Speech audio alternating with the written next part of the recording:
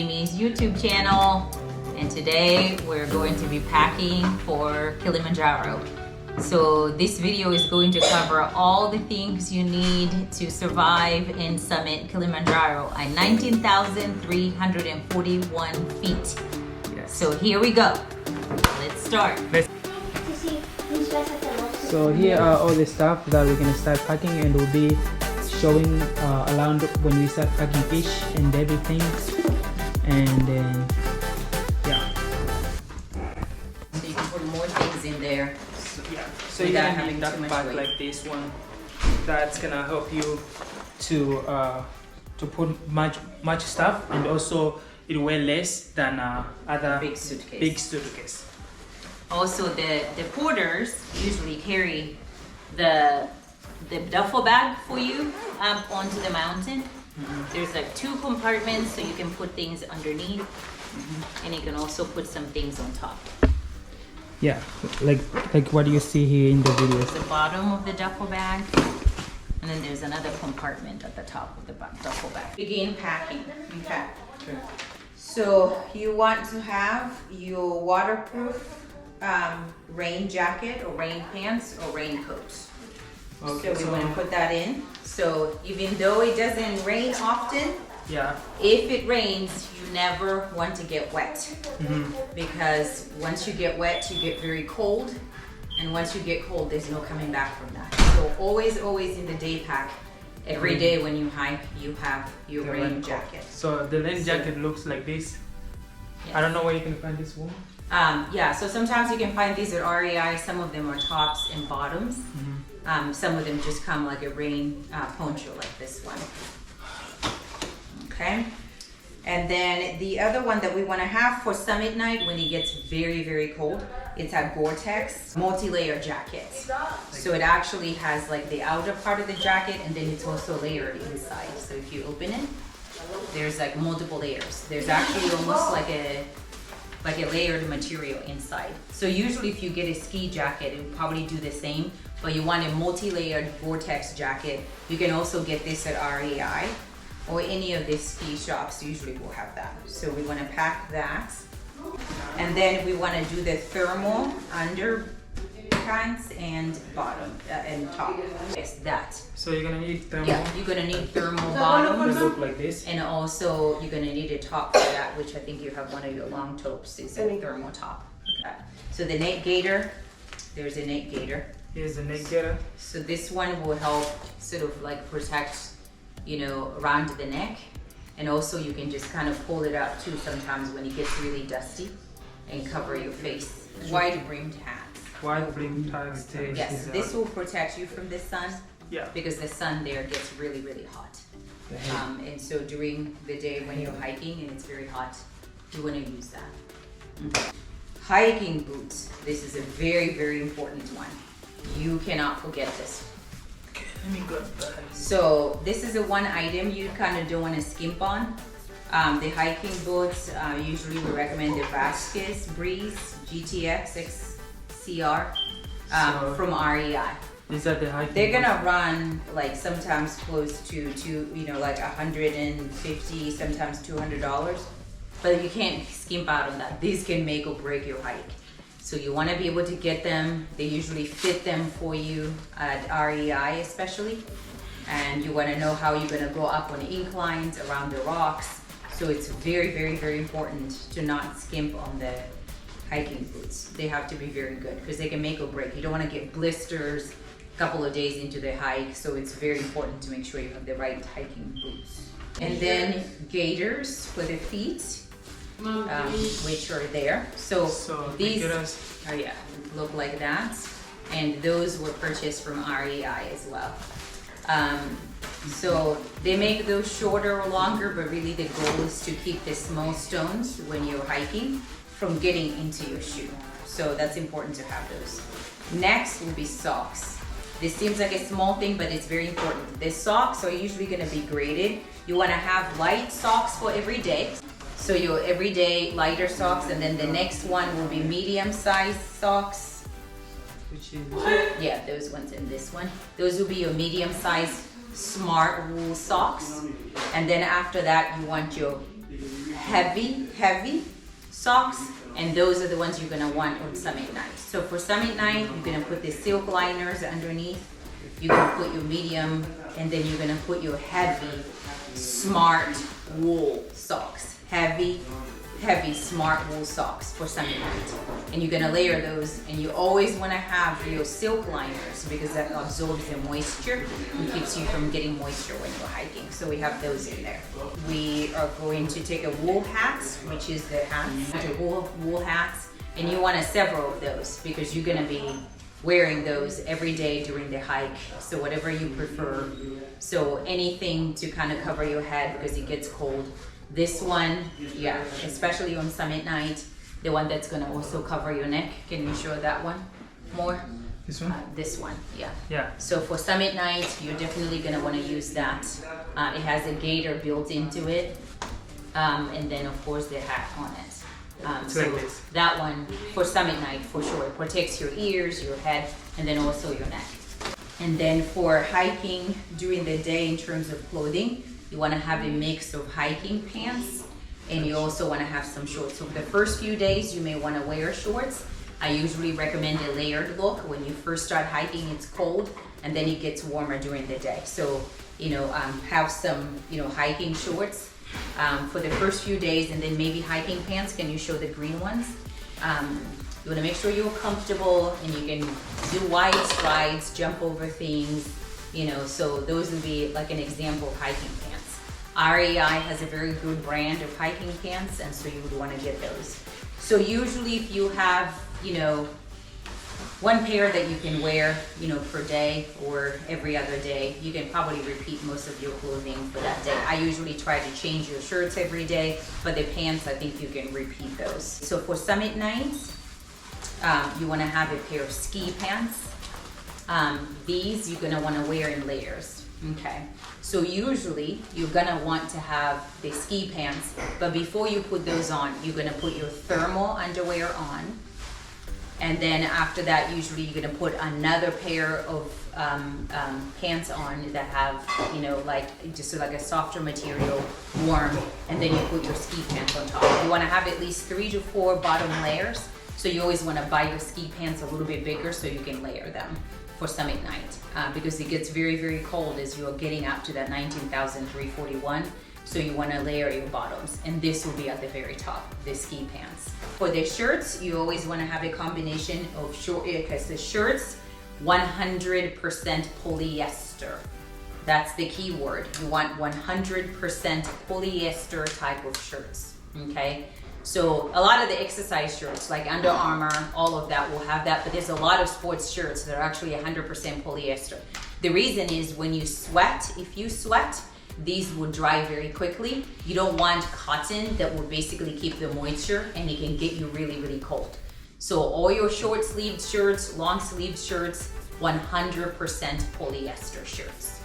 That's what you want. So you're gonna want layered looks. So you want long sleeved, layered with short sleeves, so that if you get warm as you hike, you can always delayer. But you always start out colder before the hike, and as you get up in your hiking and your exercising, you get hotter, so it's much easier to just start taking the layers off. Equipment, we talked about the duffle bag that we've already kind of put in there. For summit night, for protection of your hands, you're gonna want a pair of thin gloves. On top of that, you're also gonna wanna put this big mitten.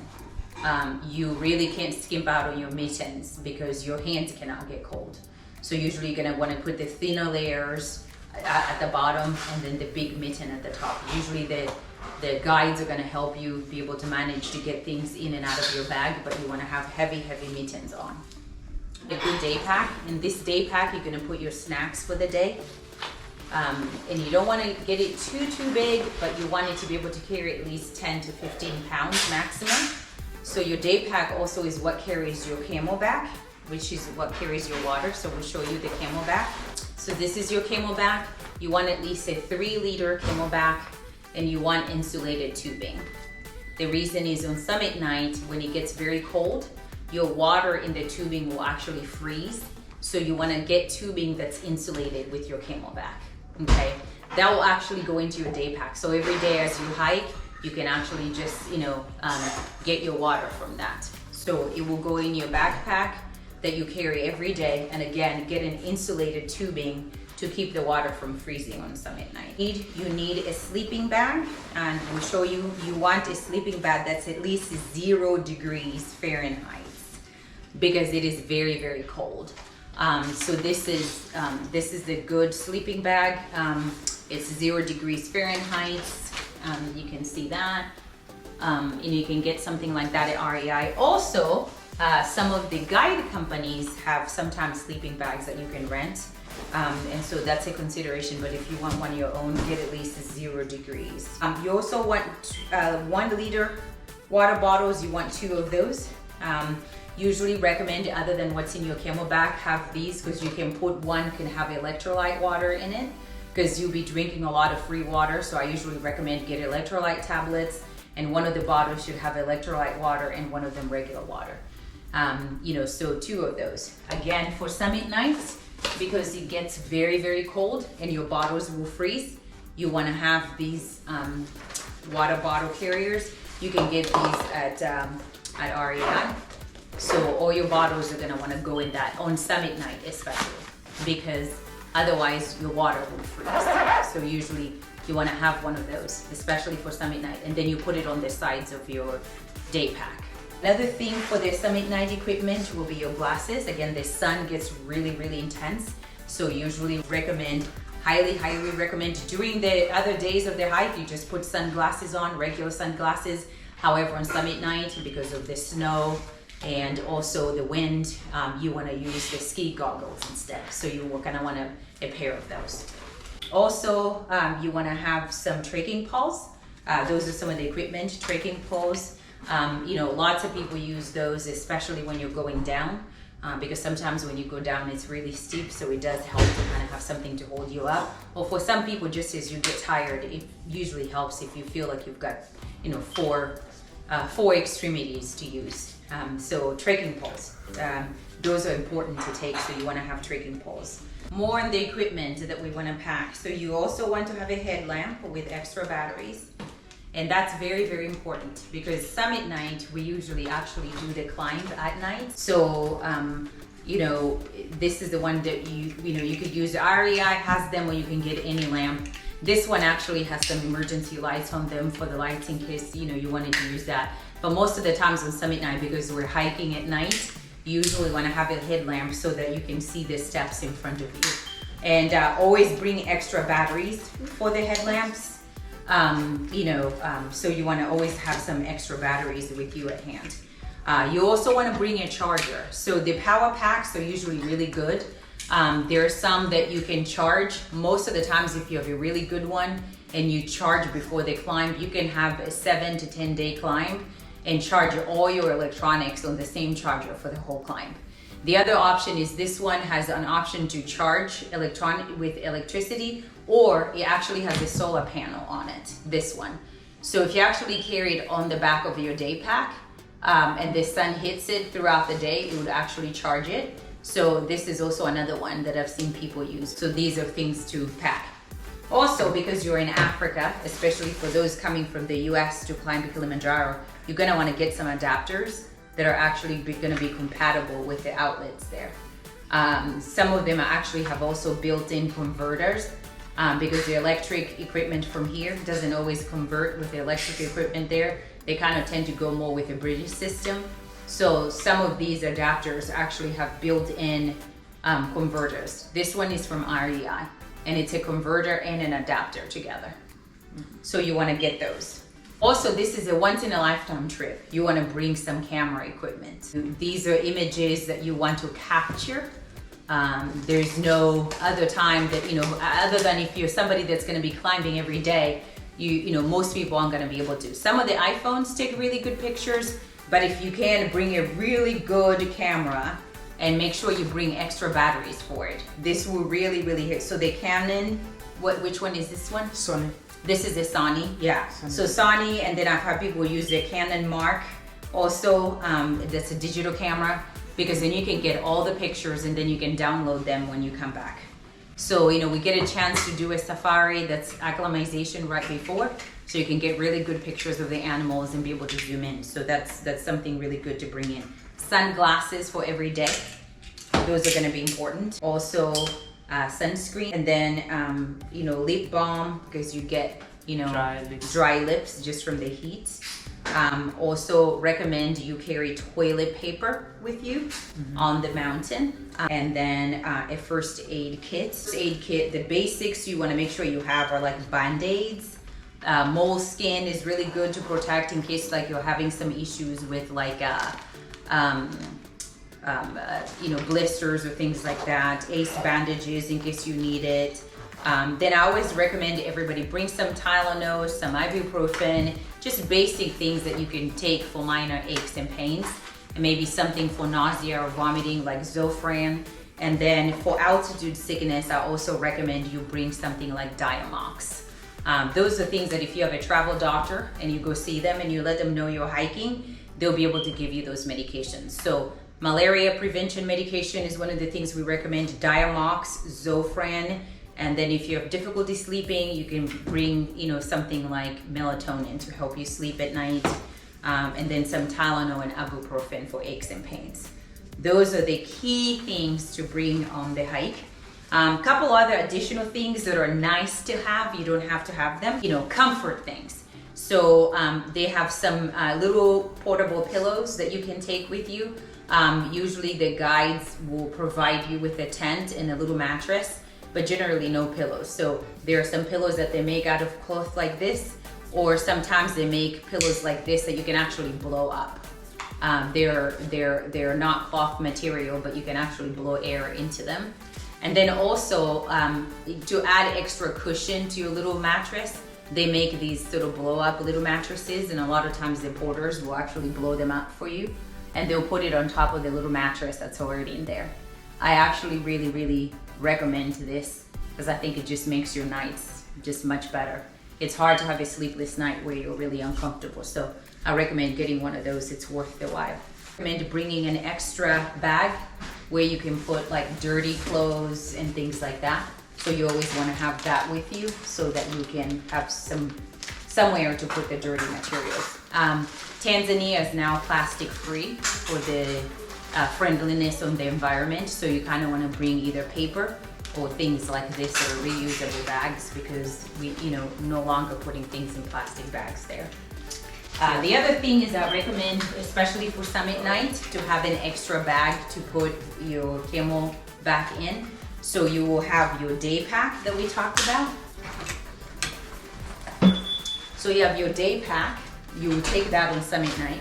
You're gonna actually on summit night, just because it gets so cold, you're gonna put your Camo Bag inside another bag like this. That just basically adds an extra layer of protection. And then you take that bag and you put it inside your Camo Bag, so that there's actually 2 layers protecting your Camo Bag so that it doesn't freeze. And then remember, you want insulated tubing on this thing. Okay, and we did show you that one. So this is just a demonstration. This extra little bag that will actually go inside your big bag on summit night to just protect your Camo Bag from freezing, because it gets so cold. Having this smaller bag to insert your Camo Bag in would be very helpful. I think that's it. So we're all packed for Kilimanjaro. Wish us luck. Yes. We'll see you up on the mountain. See you. Hopefully you guys enjoy this video, and please don't forget to subscribe if you're new to this channel. And we'll be showing all the journey to Kilimanjaro and all the way to the peak. So please don't miss this, and please don't forget to subscribe to this channel if you enjoyed this video. See you in the next video.